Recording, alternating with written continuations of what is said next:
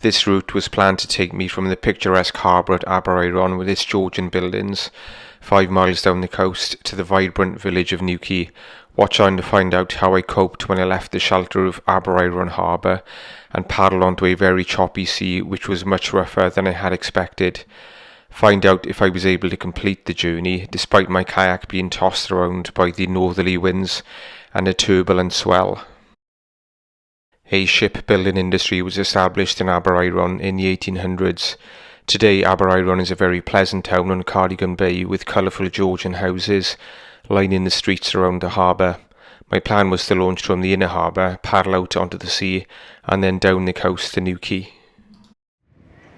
It's about 1:15 on a warm September afternoon, and I'm just launching from the inner harbour at Aberaeron. Not the best start to a kayak. Again, I have to lift the kayak over this boom separating the inner harbour from the main harbour because the water level is quite low. It's low tide in about 2.5 hours. The water level in Aberaeron harbour is a bit lower than I expected, considering it's still 2.5 hours or so to low tide. You can see the mouth of the harbour down there ahead of me. There's a nice pub at Aberaeron harbour called the Harbour Master that I'm just passing underneath now on the right hand side. Perhaps I'll nip up those steps and pop in for a beer.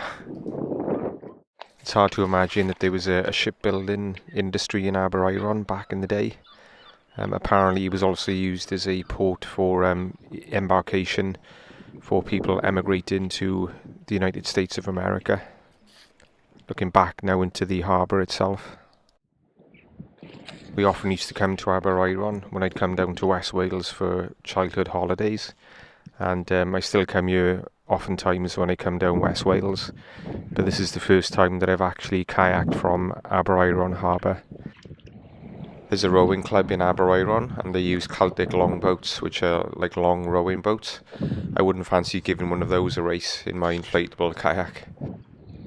I'm just at the mouth of the harbour now, looking north up the coast towards Llanrwstyd and then on to Aberystwyth way in the distance. It's nice to land or launch the kayak in the harbour itself in Aberaeron. You can go from the north beach, although it's very rocky, or you can land or launch on the south beach there, which is a better option. This drone footage, taken on a later date from Aberaeron when the sea was a lot calmer, gives an overview of the 5 miles route down the coast to Newquay. You can see Newquay in the distance on the long headland called Newquay Head. As you can see, now that I've left the shelter of Aberaeron harbour, the sea is a lot rougher than I expected. It seems to be a northeasterly wind. The bonus of having the wind from the north is that it's behind me, assisting me down the coast. The downside is that it's making the sea very rough. I'm looking back up the coast towards Aberaeron.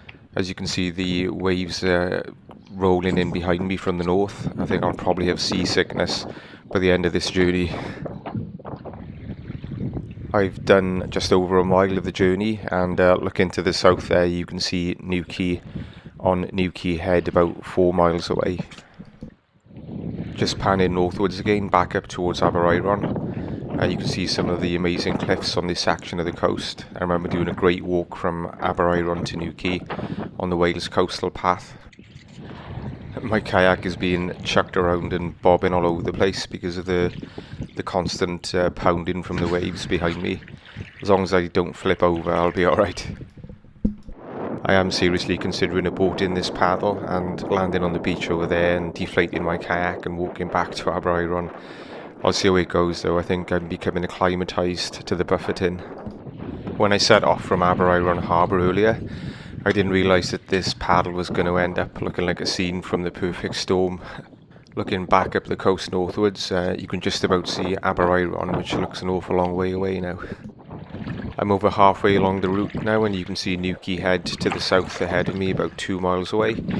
This is normally one of the best places to see dolphins in Cardigan Bay, but I think it's too rough to see them today, unfortunately. So looking northwards for another fine vista up Cardigan Bay. The tide is going out at the moment. It's low tide at about 3:45 this afternoon, and in Cardigan Bay when the tide is going out it runs north to south. so I've got the assistance of the tide. When it's coming in, it goes south to north up the bay then. Despite feeling like I've been inside of a washing machine for the past hour and a half due to the buffeting from the waves, I've decided to carry on, and I think I've reached the point of no return now. You can see how rough the sea is by how much that buoy is bobbing up and down.